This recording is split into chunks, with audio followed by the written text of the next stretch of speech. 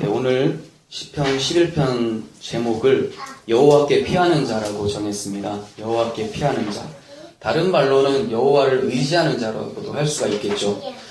우리가 신앙생활 하다 보면 어려운 일들 찾아오고 또 좀 헷갈리고 어떻게 선택해야 될까, 어떻게 결정해야 될까 하는 일들이 찾아오게 될 때는 권면해 줄 때 그러잖아요. 주만 바라봐라. 주님을 의지해라. 주님께 피해라. 주님밖에 없다. 이런 얘기를 많이 합니다. 그런데 정말 주님께 피하는 것이 무엇인지, 주님만 의지한다는 것이 무엇인지, 우리는 너무 추상적인 개념을 가지고 신앙생활을 하게 될 때가 있어요. 그러니까 정작 그런 상황이 닥쳤을 때 주님께 피해야지라고 말은 하지만 주님께 피하는 모습이 전혀 나타나지 않고 있는 것을 발견하게 되죠.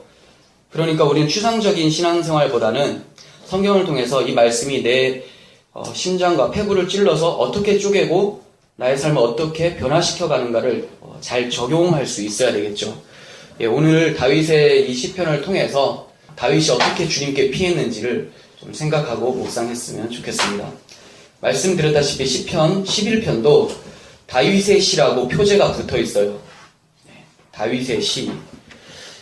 내가 여호와께 피하였거늘 하는 말로 보아서 사울에게 쫓기고 있는 모습으로 보여져요. 물론 다윗은 왕이긴 하지만 참 어려운 일을 많이 당한 왕이죠. 사울에게도 쫓겼었고 자기 아들 압살롬에게도 쫓겼었고, 네, 아마도 지금 본문은 사울 왕에게 쫓겼을 때 당시가 아닐까 이렇게 생각이 됩니다. 근데 정확한 근거는 없어요. 어떤 학자들도 연관이 있을 것이다 라고는 하지만 본문의 정황상 정확하게 꿰뚫을 수는 없는 입장입니다. 아무튼 다윗은 대적에게 피하고 대적을 피해서 도망하고 있는 모습으로 보여져요. 내가 여호와께 피하였다라는 것은 피할 이유가 있었기 때문에 그렇지 않겠습니까? 다윗은 사울이 자신을 죽이려고 쫓아오는 데에 불구하고 다윗은 피난처이신 하나님 안에서 안정감을 누리고 있는 모습이 오늘 시편 11편에서 고백되어지는 것으로 보여집니다. 1절에서 내가 여호와께 피하였거늘 하면서 시작을 하는데 이것이 다윗이 직면한 상황을 잘 진술하고 있는 거죠. 다윗은 사울을 피해서 광야와 굴에 숨었을 때가 있었어요. 아둘람 굴, 엔게디 광야, 여러 곳에 숨었었죠. 그런데 시편 57편도 그 비슷한 상황에서 지었던 시거든요. 그 머릿말에 뭐라고 적혀있냐면 다윗이 사울을 피하여 굴에 있었던 때, 이렇게 시편 57편이 적혀있어요. 그러니까 비슷한 시기라고, 시기가 비슷하지 않아도 상황이 비슷한 상황이라고 볼 수가 있어요. 그런데 시편 57편에서 다윗은 광야나 굴에 피하였다라고 고백하는 것이 아니라 여호와께 피하였다 이렇게 고백을 하고 있어요. 분명히 표제에도 다윗이 사울을 피해 굴에 있었던 때라고 하고 있는데 자기는 굴에 피했다, 광야로 피했다 이렇게 얘기하고 있지 않다는 거예요. 시편 57편 1편을 보시면 이렇게 시작을 합니다. 내 영혼이 주께로 피하되 주의 날개 그늘 아래서 이 재앙들이 지나가기까지 피하리이다. 그러니까 다윗은 비록 굴로 피했긴 하지만, 안 피한 건 아니죠. 굴로 피했어요. 하지만 자신에게로 피조물을 피난처로 삼아서 피한 것이 아니라 하나님의 인도하심을 따라 굴로 피한 것이 되는 거예요. 그러니까 굴로 피했지만 원래 누구의 인도를 받았다고요? 하나님의 인도를 받아서 피했기 때문에 결국 하나님을 의지한 게 된다는 거죠. 환경은 중요하지가 않습니다. 거기가 굴이든 광야든 초원이든 어디든 간에 하나님을 의지해서 피한 것이 중요한 거죠.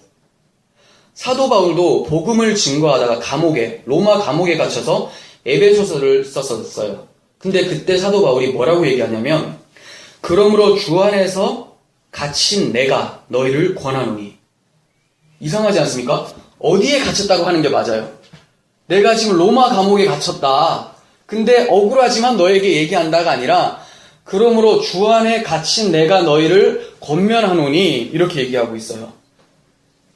그러니까 사도 바울은 여호와께 피한 거죠.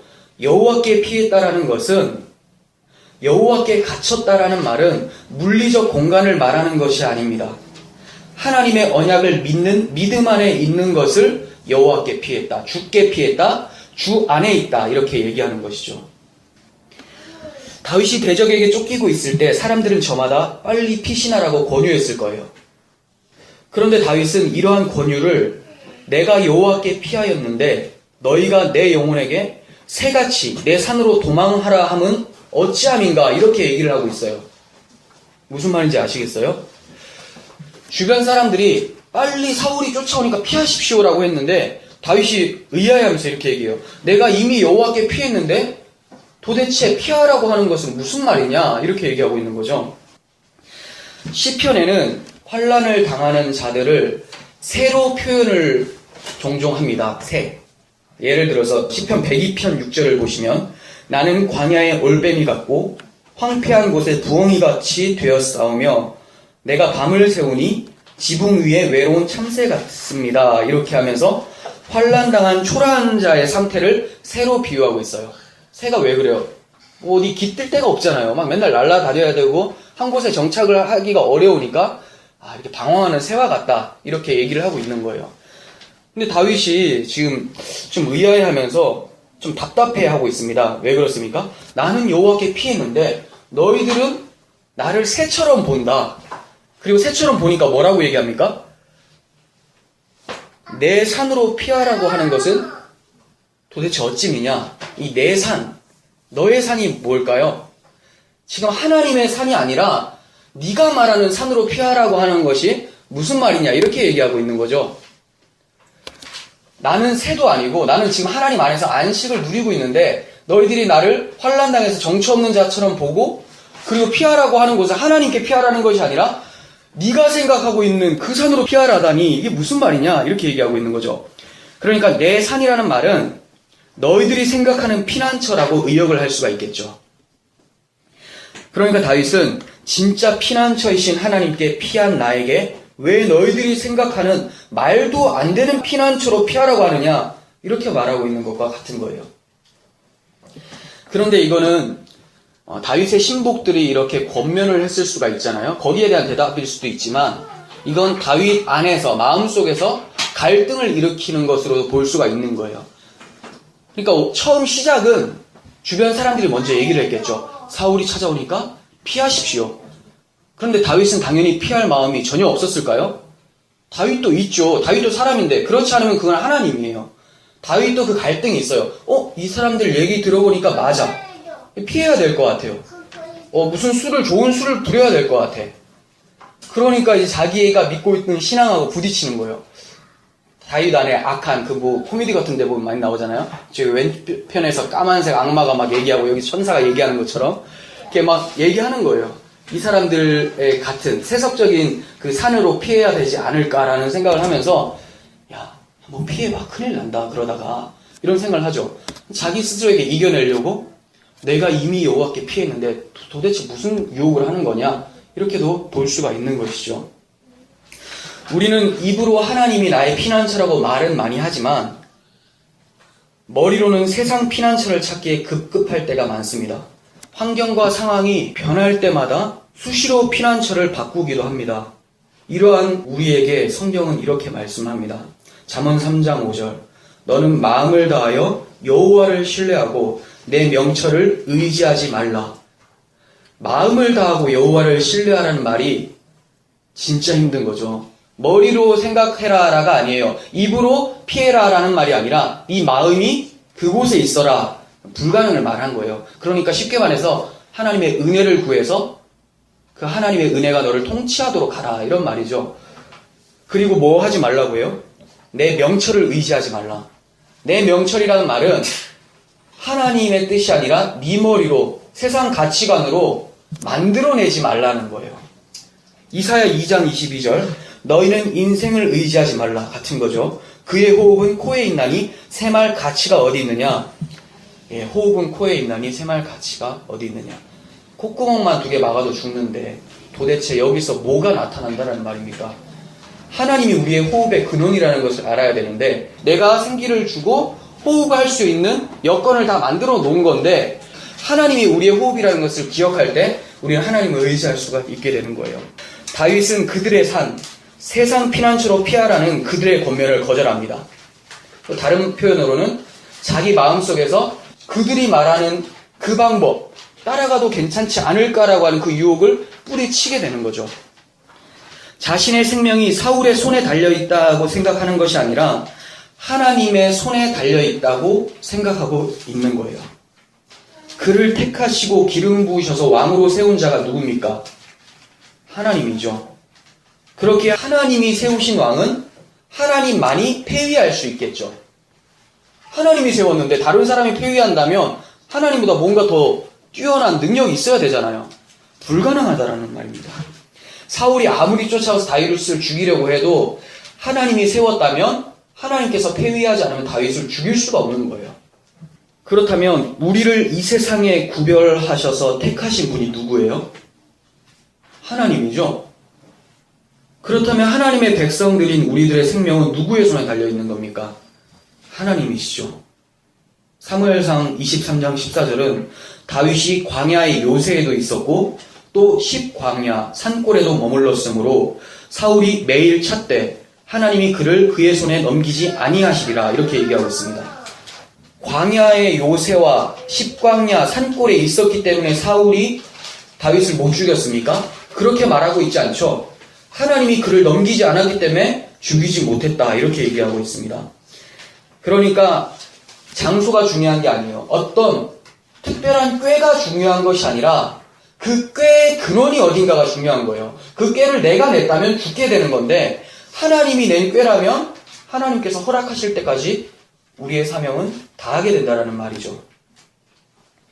신약 성경에서는 피난처라는 개념이 육적 생명에 초점을 맞추지 않고 영적 생명으로 초점을 바꾸는 것을 볼 수가 있어요. 지금 다윗은 자기의 육적 생명에 대해서 피하고 안 피하고 이런 얘기를 했었잖아요. 그렇지만 신약 성경에 넘어오면 이게 영적인 개념으로 바뀌어진다는 거죠. 그러니까 세상이 우리의 목숨을 가져간다고 해도 우리의 영혼은 주 안에서 안전하다는 것을 말씀하고 있는 거예요. 안 죽는 게 아니죠. 다윗과 같은 입장이면 우리는 이제 이 세상 속에서 목숨이 잘 보존되어야 된다. 이렇게만 적용할 수가 있는데 제가 많이 말씀드렸지만 구약 성경은 영적인 것을 설명하기 위해서 이 세상에서의 보여지는 것들로 표현을 했다고 했죠. 물론 하나님께서는 성도들의 생명을 책임지시죠. 육적 생명도 책임지세요. 근데 육적 생명이 다하게 된다면 그건 하나님께서 허락하신 사명이 거기까지고 그의 믿음의 분량이 거기까지기 때문에 목숨을 걷어가시는 거지 하나님께서 육적 생명을 관여 안 한다는 말은 아닙니다. 그렇지만 초점은 어디에 있어요? 영혼의 생명이죠. 영적 생명. 그 생명이 어디에 있습니까? 성도들은 그리스도 예수 안에서 하나님 안에 감추어져 있다. 이렇게 얘기를 하고 있습니다. 그러니까 사도 바울이 확신을 하는 거예요. 내가 확신하노니 사망이나 생명이나 천사들이나 권세자들이나 지금 설명하는 것은 이 세상에 피조된 세계에서 힘 있는 것들은 다 얘기하는 겁니다. 잘 들어보세요. 사망이나 생명이나 천사들이나 권세자들이나 현재일이나 장래일이나 능력이나 높음이나 깊음이나 다른 어떤 피조물이라도 우리를 우리 주 그리스도 예수 안에 있는 하나님의 사랑에서 끊을 수 없으리라. 아멘. 하나님의 사랑 안에서 자신을 안전하다고 고백하고 있습니다. 주님께서도 다윗이 받은 권유, 다윗 마음속에서 유혹되었었던 그 음성이 주님에게도 있었어요. 누구를 통해서? 베드로를 통해서. 주님께서는 제자들을 모아놓고 내가 이제 유월절이 되면 고난을 받고 십자가를 지게 될 것이다 말씀을 하셨는데 그중 제자 하나 베드로가 반박을 하면서 난리가 나서 얘기합니다. 주님 그렇게는 못하십니다. 어디 우리를 두고 죽으시려고 합니까? 주님께서는 이 세상에서 정치적으로 경제적으로 군사적으로 탁월한 다윗 왕국을 만들어야 되는 거 아닙니까? 이런 것이 담겨있죠. 그렇게 항변을 했어요. 근데 주님께서 뭐라고 하십니까? 사단아 내 뒤로 물러가라 이렇게 얘기해요. 사탄의 생각이었다는 거예요. 그리고 하시는 말씀이 너는 하나님의 일을 생각하지 않고 사람의 일을 생각하는도다 이렇게 말씀하세요. 우리가 생각할 때는 주님이 목숨을 보존하는 것이 맞는 거죠. 우리가 생각할 때 어려운 일이 닥치면 내 목숨, 육적 생명을 반드시 지켜내야 된다는 것이 가장 현명한 선택이라고 생각을 합니다. 그런데 주님께서는 그게 사탄의 일이라고 해요. 목숨을 보존하는 것 자체가 사탄의 일이라는 것이 아니라 목숨을 보존하려는 의도가 뭐냐? 베드로가 그 의도가 뭐였어요? 자기가 원하는 나라를 만들고 싶었던 거죠. 근데 주님의 나라는 그게 아니었잖아요. 세상이 생각하는 피난처는 자기의 꾀를 의지하게 하려고 합니다. 그 꾀가 누구의 꾀겠습니까? 하나님을 잊게 만들고 자기 자신을 더욱 높이는 사탄의 꾀죠. 하나님은 온데간데 없어요. 주님께서 베드로의 말대로 너 참 좋은 안건을 냈다. 내가 그렇게 하리라 라고 했다면 베드로는 물론 그런 가능성을 열어두다는 것 자체가 무의미한데 만약에 그렇다면 베드로는 지옥 가겠죠. 베드로뿐만입니까? 여기 우리는 없어요. 십자가가 없는데. 참 주님께서는 주님이셔서 잘 아세요. 파악을 하시는 거죠. 우리는 근데 주님의 안에 속한 자들인데 주가 우리 마음 가운데 계신 자들인데 그런 걸 파악을 잘 못하죠. 베드로가 권면하는 그 말을 누구 하나가 나에게 좀 해줬으면 좋겠다 이렇게 오히려 생각하고 있죠. 좋은 수가 없을까? 근데 그 좋은 수가 어떤 수예요? 사탄의 꾀, 사람의 일을 생각하는 것이 될 수도 있다는 거예요.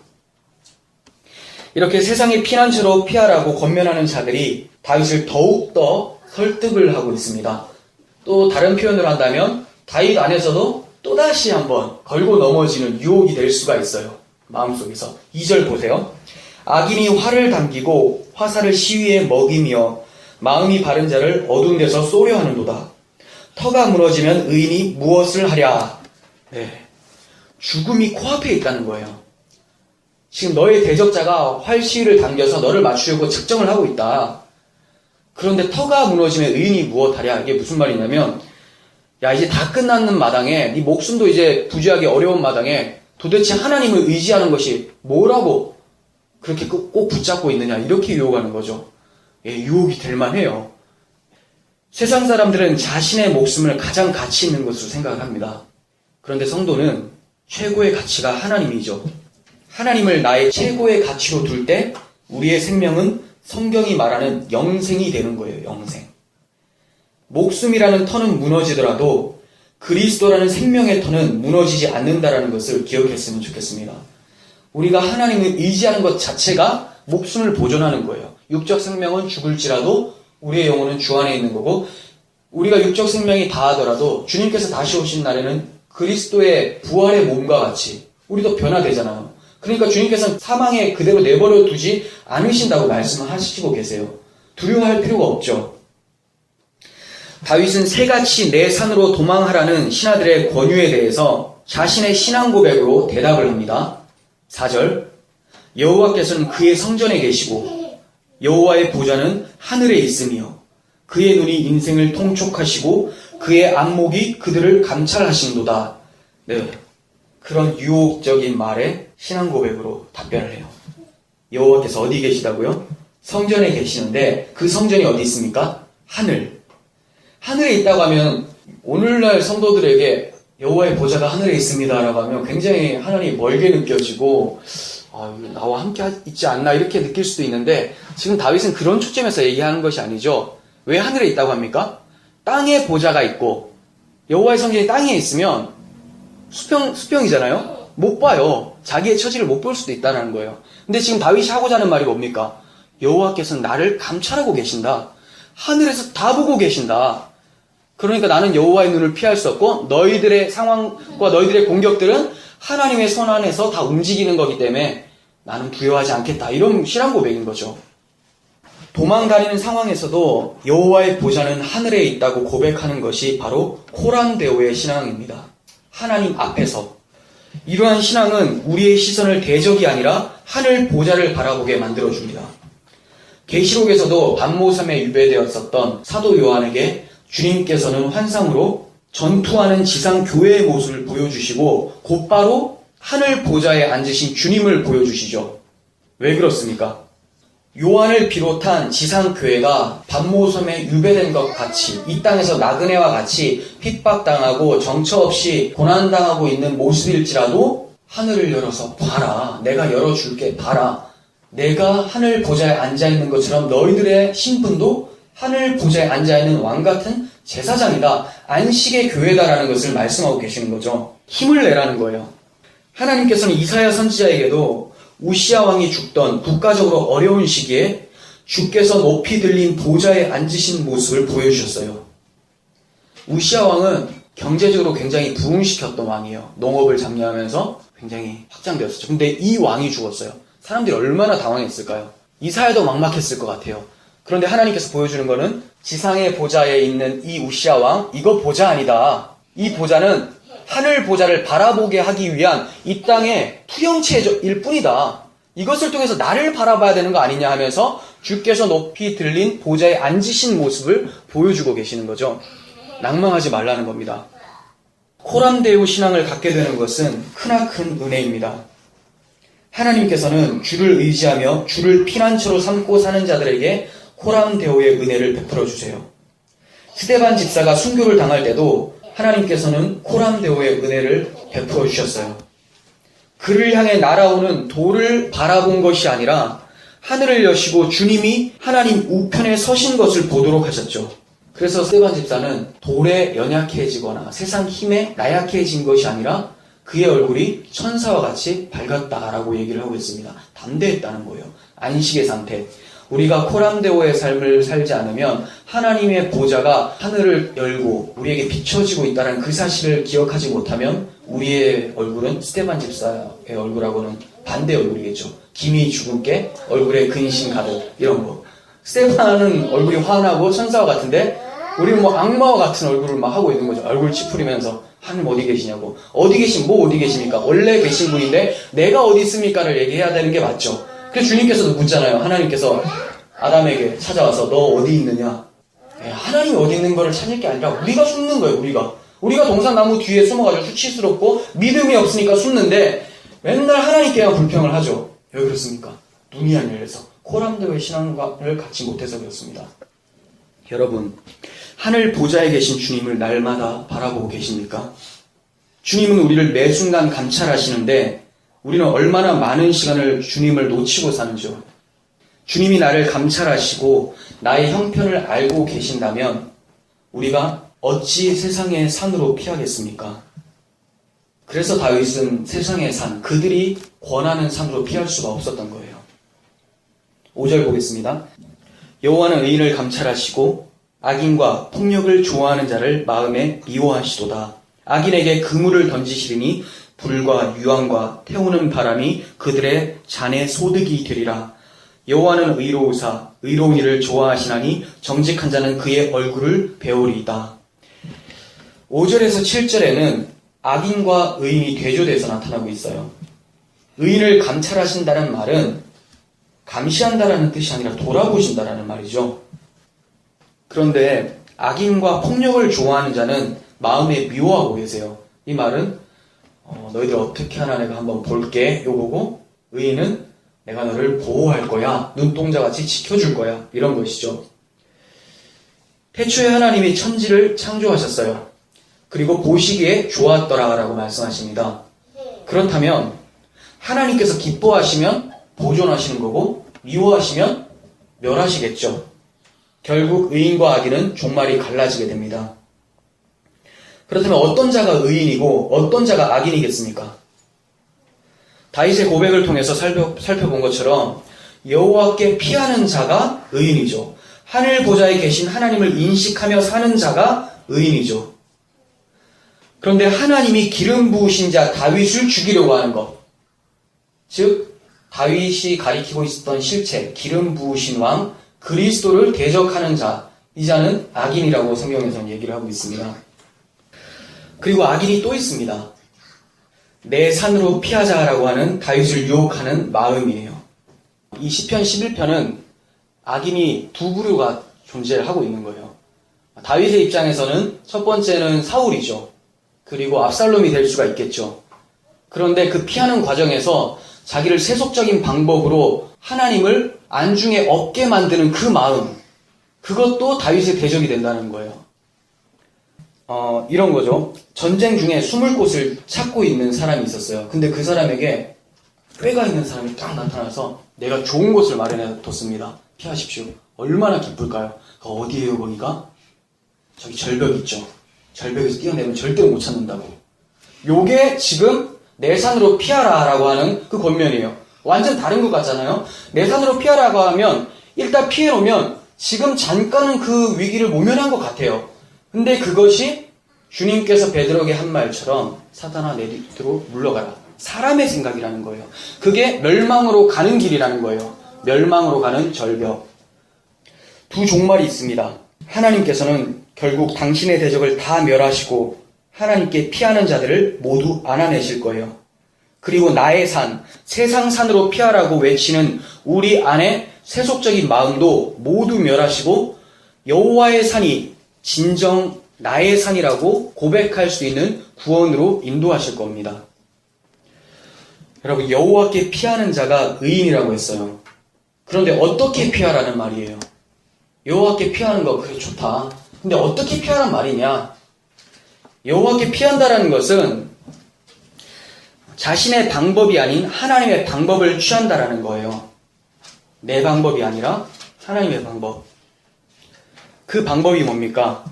사도 바울의 입을 통해 증거한 대로 그러므로 주 안에서 갇힌 내가 너희를 권하노니, 주 안에서 갇히는 것.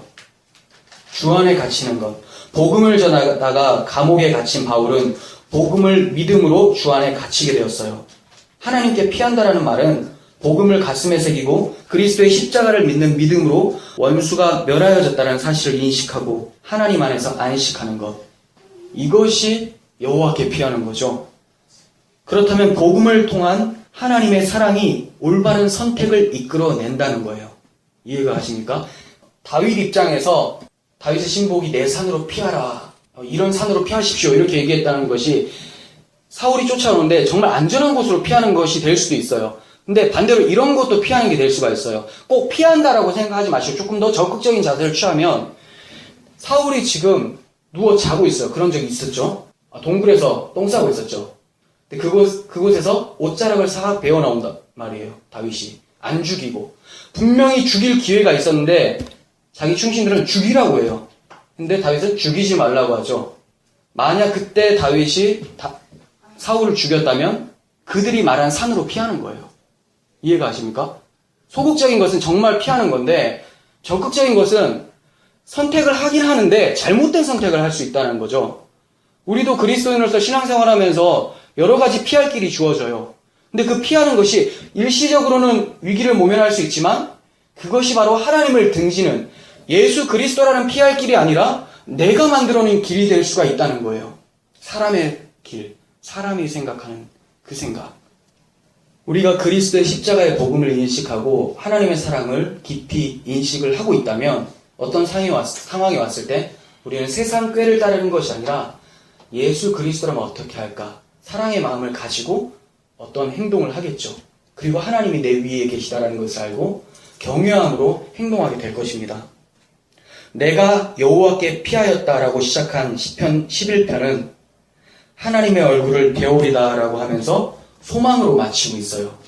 하나님의 얼굴을 뵙습니다. 그렇습니다. 여호와께 피한 자는 하나님의 얼굴을 보게 됩니다. 십자가 뒤로 숨은 자는 예수 그리스도를 통하여 하나님을 보며 평안을 누리게 되는 거예요. 빌립이 얘기를 합니다. 주여 우리에게 아버지를 보여주시옵소서. 주님 말씀하십니다. 나를 본 자는 아버지를 보았는데 어찌하여 나에게 아버지를 보이라 하느냐? 여러분들은 예수를 그리스도로 바라보고 계십니까? 그렇다면 그리스도 예수를 통해서 하나님의 얼굴, 즉 하나님의 속성인 공의와 사랑을 지금 경험하고 계시는 거예요. 피하는 건 다른 것이 아닙니다. 여러분 마음 가운데 십자가의 복음을 인식하고 그 십자가를 통해서 그 예수가 나의 그리스도가 되고 그 그리스도를 알게 되면 하나님이 어떠한 분인지를 알게 되죠. 아버지의 마음, 사랑과 공의, 이것이 십자가의 결정체죠. 이런 것들을 우리가 늘 기억하며 산다면 우리는 늘 하나님께 피하는 자, 하나님 앞에서의 신앙생활을 할 수밖에 없게 됩니다. 정리하겠습니다. 살면서 피하고 싶은 일들, 도망하고 싶은 상황들이 있을 겁니다. 하지만 두려워 마시고 그리스도 안에서 나의 영혼을 지키시는 하나님의 손을 신뢰하셔서 이렇게 외칠 수 있었으면 좋겠습니다. 주는 나를 돕는 이시니 내가 무서워하지 아니하겠노라. 사람이 내게 어찌하리요. 내 산, 세상의 산으로 도망하지 마시고 십자가의 산으로 도망하시는 우리 모두가 되기를 바랍니다. 기도하겠습니다. 하나님 아버지 감사합니다. 우리에게 피할 바위가 되시며 피할 산성이 되시며 피할 길이 되신 예수 그리스도를 보내주셔서 우리가 그 길로 피할 수 있도록 해주셔서 감사합니다. 하나님, 주님께서는 우리에게 피할 길을 보여주셨는데 그리스도 복음으로 십자가 뒤로 피하라고 말씀을 하셨는데도 우리는 그 십자가를 마음에 들어하지 않고 내가 마련해 놓은 피난처를 찾기에 급급한 모습을 발견하게 됩니다. 주님, 나의 믿음 없음을 용서하여 주시고 우리의 눈을 열어서 코람되어 신앙생활을 할 수 있게 하여 주시고 오직 여호와가 나의 피난처가 되게 하셔서 주께서 원하시는 선택을 할 수 있도록 도와주시옵소서. 감사드리고 예수님의 이름으로 기도합니다. 아멘.